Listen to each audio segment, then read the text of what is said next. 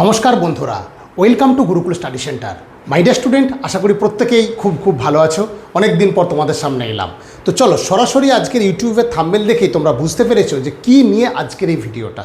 তো MVI motor vehicle inspector technical, হ্যাঁ, এটা নন টেকনিক্যাল একটা ইন্ডিকেটিভ ভ্যাকেন্সি খবর এসেছিল, তার সাথে সাথে টেকনিক্যালটাও। তো সেই টেকনিক্যালের এক্সাম নিয়ে আজকের আমার এই ভিডিও। তার আগে বলবো, যারা একদম আমাদের গুরুকুল স্টাডি সেন্টার ইউটিউব চ্যানেলে নতুন এসছো, বলবো চ্যানেলটা আমাদের সাবস্ক্রাইব করতে। তোমরা যদি টেকনিক্যাল স্টুডেন্ট হও, তাহলে টেকনিক্যাল সংক্রান্ত যারা আমাদের এখান থেকে গভর্নমেন্ট চাকরি পেয়েছে, সেটা ডিআরডিও থেকে, ইসরো থেকে, ভাভা অ্যাটমিক থেকে, রেল জেই থেকে, অ্যাসিস্ট্যান্ট লোকো পাইলট থেকে, পিএসসি, কেএমসি, কেএমডিএ এবং রিসেন্ট ডিসিএল, টিসিএল, এইচপিসিএল, প্রচুর এইসব ক্যান্ডিডেট সাকসেসফুলদের ভিডিও আমাদের এই চ্যানেলে প্রোভাইড করা আছে। তোমরা সেগুলো দেখতে পারো, কিভাবে তারা এখানে প্রিপারেশান নিচ্ছে, এবং টেকনিক্যাল নন টেকনিক্যাল সমস্তই আছে। আর কেউ যদি নন টেকনিক্যাল আমাদের চ্যানেলে ঢোকো, তাহলে সে দেখতে পাবে রেলের গ্রুপ ডি থেকে, এনটিপিসি থেকে এবং পুলিশের, বিশেষ করে এসএসসি জিডি থেকে, ডব্লিউবিপি, কেফির প্রচুর ভিডিও আমাদের কিন্তু এখানে সাকসেসফুল ক্যান্ডিডেটদের দেওয়া আছে। যারা এখানে প্রিপারেশান নিয়ে নিরলসভাবে পরিশ্রম করে, তাদের কিন্তু ভিডিও এবং তারা সাকসেস পেয়েছে, সেই ভিডিও আমরা প্রোভাইড করেছি। তো চলো আজকে সরাসরি একদম চলে যাব যে মোটর ভেহিকেল ইন্সপেক্টর। হ্যাঁ, এটা গুরুকুল স্টাডি সেন্টারে আমাদের বহুদিন থেকে প্রচুর ছেলে প্রিপারেশান নিচ্ছে, যারা কিন্তু এই মোটর ভেহিকেল ইন্সপেক্টর টেকনিক্যাল পরীক্ষার জন্য একদম পাখির চোখ করে বসে রয়েছে। হ্যাঁ, এটা ঠিক। তারা যেহেতু ম্যাক্সিমামই জব ক্যান্ডিডেট এবং ম্যাক্সিমামই এজেড, তার ফলে তারা কিন্তু অনেকটা খেই হারিয়ে ফেলছে। তো বন্ধুরা, আমি বলবো যে এরকম 1-2 বছরের মধ্যে তোমরা কিন্তু কেউ হাহুতাশ করবে না। কারণ তোমরা যদি প্রিভিয়াস পিএসসির পরীক্ষা দেখে থাকো, যে 18 সালে সেই রিক্রুটমেন্ট হওয়ার পর কিন্তু 22 সালে অ্যাড, তারপর আবার কিন্তু হতে হতে প্রায় 25 সাল এবং 25 সালের লাস্টের দিকেও কিন্তু জয়েনিং চলছে। তো দেখা যাবে এই পিএসসি রিক্রুটমেন্টগুলো অনেকটা ডিলে সাপেক্ষ। তাই বলবো, যাদের সত্যিকারের ডিপ্লোমা মেকানিক্যাল এবং অটোমোবাইল আছে, তারা এই পরীক্ষাটার সঙ্গে প্রচুর এলিজেবল, এবং এই পরীক্ষাটা তাদের কাছে একটা স্বপ্নের চাকরির মতো। তাই বলবো, তোমাদের যেহেতু এক্সপিরিয়েন্স আছে, তোমাদের যেহেতু হেভি লাইসেন্স আছে, কোনোভাবেই কিন্তু প্রিপারেশানটা ছেড়ো না। 1 বছর, 2 বছর, 3 বছরের তো রিক্রুটমেন্ট হবেই হবে। তাই বলবো, ভালো করে প্রস্তুতিটা নাও। সরাসরি আমি চলে যাব যারা একদম নতুন তাদের বলছি, যে মোটর ভেহিকেল ইন্সপেক্টর টেকনিক্যাল, এখানে কিন্তু কোর টেকনিক্যাল এক্সাম, তার সাথে কিন্তু নন টেকনিক্যালও থাকতে পারে। তো টেকনিক্যালের মধ্যে এই 6টা সাবজেক্ট আমাদের গুরুকুল স্টাডি সেন্টারে আমরা কিন্তু পড়াচ্ছি। যারা ক্লাস করতে চাইছো, যে আমাদের নম্বর দেওয়া আছে, এই নম্বরে হোয়াটসঅ্যাপ এবং কল করতে পারো। ডিটেলসটা আমরা বলে দেবো। অনলাইন এবং অফলাইন দুটোতেই ক্লাস হয়। দেখো, প্রথমে আমরা কিন্তু এই 6টা সাবজেক্টকে বেসিক্যালি টার্গেট করছি, কিন্তু এই 6টা সাবজেক্টের উপর ডিপেন্ড করে থাকলে হবে না। কারণ day to day question pattern change হচ্ছে, ফরম্যাট চেঞ্জ হচ্ছে। তো কোশ্চেন, আর সবথেকে যেটা বড় কথা, গতবারে কিন্তু কোনো পরীক্ষা ছিল না, এবং সেখানে কিন্তু অনলি ইন্টারভিউ দিয়েই কিন্তু চাকরি হয়ে গেছে। কিন্তু বর্তমানে আমাদের এখানে যত স্টুডেন্ট আছে, তার থেকেও আমরা অনুমান করতে পারি, এবং যে ধরনের ফোন আমার কাছে আসে, অনুমান করতে পারি ক্যান্ডিডেট কিন্তু দিনকে দিন হু করে বাড়ছে।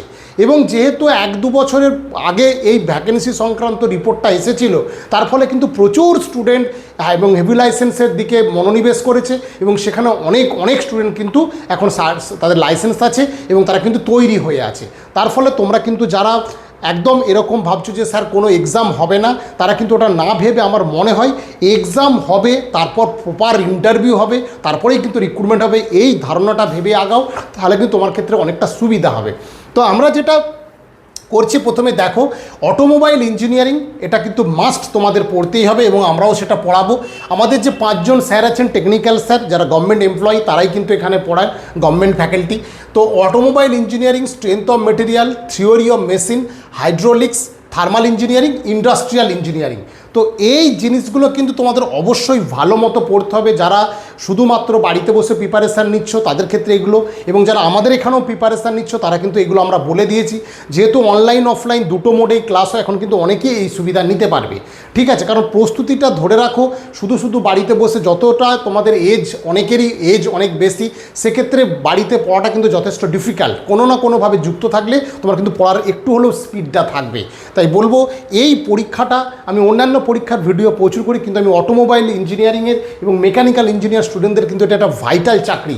কারণ দেখা যাবে এখানে পোস্ট কম থাকে কিন্তু ক্যান্ডিডেটও অনেক কম থাকে। তার সাথে সাথে কিন্তু এই জিনিসটা যেটা লাগে তোমাদের ওয়ার্কশপ বা সার্ভিস সেন্টার বা ফ্যাক্টরি এবং আদার্স অনেকগুলো থেকে আছে, একটু 2 ইয়ার্স কিন্তু এক্সপিরিয়েন্স তোমাদের লাগবে। 1 ইয়ার্স যারা করেছো তারা সেটাকে 2 ইয়ার্স করে নাও। এবং এছাড়াও অন্যান্য তোমাদের কোথায় কোথায় এক্সপিরিয়েন্স লাগবে সেটা কিন্তু অ্যাডভার্টাইজমেন্ট আসলেও জানা যাবে। কিন্তু আপাতত তোমরা ওয়ার্কশপ, যে কোনো ওয়ার্কশপ থেকে, যে কোনো সার্ভিস সেন্টার থেকে, যে কোনো ফ্যাক্টরি থেকে এই এক্সপিরিয়েন্সটা তোমাদের কিন্তু করে নিতে হবে। আর যেটা টেকনিক্যাল কিন্তু 60 নম্বরের পরীক্ষা হবে। এই যে 6টা সাবজেক্ট, এই সাবজেক্টগুলো একটু ভালো করে পড়ো। কিন্তু বারবার বলছি, মেকানিক্যাল এবং অটোমোবাইলের প্রায় সব সাবজেক্টগুলোকে তোমাদের কিন্তু অল্প হলেও ছুঁয়ে যেতে হবে।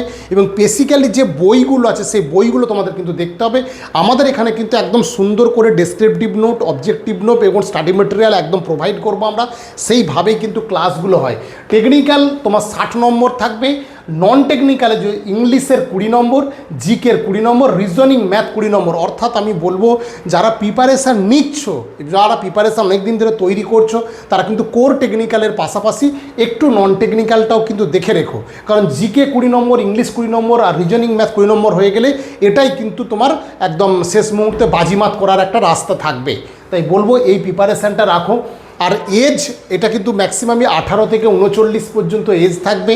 যারা ওবিসি ক্যান্ডিডেট তাদের 3 বছর ছাড় থাকবে, আর যারা এসসি এসটি ক্যান্ডিডেট তাদের কিন্তু 5 বছর ছাড় থাকবে। এটা কিন্তু পিএসসির একটা খুব ভালো একটা চাকরি। তোমরা কিন্তু এই চাকরিটার প্রিপারেশান রাখো ভালো করে। এবং যারা অফলাইন আমাদের করতে চাইছো, গুরুকুল স্টাডি সেন্টার কলকাতা গড়িয়া স্টেশনের কাছে এটা অবস্থিত। এটা অনলাইন অফলাইন দুটো মোডেই আমাদের আছে। তো প্রস্তুতি কিভাবে নেবে সেই হিসেবে আমি তোমাদের বলে দিলাম। প্রস্তুতি নিতে গেলে আমি মনে করব তোমরা যেহেতু এজেড ক্যান্ডিডেট এবং দীর্ঘদিন পড়ার সাথে যুক্ত নয়, একদম বেসিক জায়গা থেকে ধীরে ধীরে এগুলোকে তোমাকে আগাতে হবে। এবং সেই নোটস রিলেটেড প্রিপারেশান নিলে তোমার ক্ষেত্রে প্রিপারেশানের অনেকটা সময় বাঁচবে এবং তোমাদের কি বলবো, সেটা হচ্ছে তোমার আগ্রহটাও থাকবে। আর পরীক্ষা কি সত্যি হবে, এটা বহু স্টুডেন্ট আমাকে ফোন করেছো। বিশেষ করে আমাদের দৈনিক পত্রিকা কর্মসংস্থান একটা ছোট ক্লিপ আসার পর বারবার আমার কাছে ফোন আসছে যে স্যার পরীক্ষা কি তাহলে সত্যিই হবে। দেখো, পরীক্ষা হওয়া দুটো সেন্সে তোমরা হয়তো বলতে চাইছো যে যেহেতু গতবারে অনলি ইন্টারভিউ দিয়ে হয়েছে তাহলে এবারে কি পরীক্ষা হবে। তো পরীক্ষা না হওয়ার কোনো কিন্তু কারণ নেই, কারণ সেবারে ক্যান্ডিডেট কিন্তু অত ছিল না। তোমরা যারা পুরনো তারা সবাই জানো, আমাদের এখান থেকে যারা পেয়েছে তাদের আমরা যারা আসে তারা ভিডিও দেখেছো, প্রোভাইড করেছি প্রচুর দিনে, দেখবে আগে ভিডিও প্রোভাইড করা আছে। তো সেগুলো তোমরা দেখতে পারো। তারা অনলি ইন্টারভিউ দিয়ে কিন্তু চাকরি হয়েছে। তখন কিন্তু ক্যান্ডিডেটের সংখ্যাটা অনেক কম ছিল। কিন্তু আমি একদম এই গুরুকুলের আমি বারবার বলছি ক্যান্ডিডেট কিন্তু এখন অনেকটা বেশি। তাই বলবো যাদের এজ হয়ে থাকা সত্ত্বেও অন্যান্য চাকরির পরীক্ষা কিন্তু অনেক টাফ, সেক্ষেত্রে এমভিআই যে টেকনিক্যালটা আসছে, জাস্ট তুমি টেকনিক্যালটা একটু ভালো করে জাস্ট বেসিক ফর্মগুলো পড়ো এবং নন টেকনিক্যালের এই জিনিসটা তৈরি থেকো। আগামী দিনে হয়তো একটু টাইম লাগছে, কিন্তু দেখা যাবে ভোটের এই প্রস্তুতি শেষ হয়ে যাওয়ার পর আফটার মে মাসের পর হয়তো জুন জুলাই বা জুলাই মাসের দিকে দেখবে এই হয়তো অ্যাডভার্টাইজমেন্ট চলে আসবে। কারণ নিউ পিএসসি চেয়ারম্যান এসেছেন, উনি নিশ্চয়ই ক্যালেন্ডার প্রকাশ করবেন।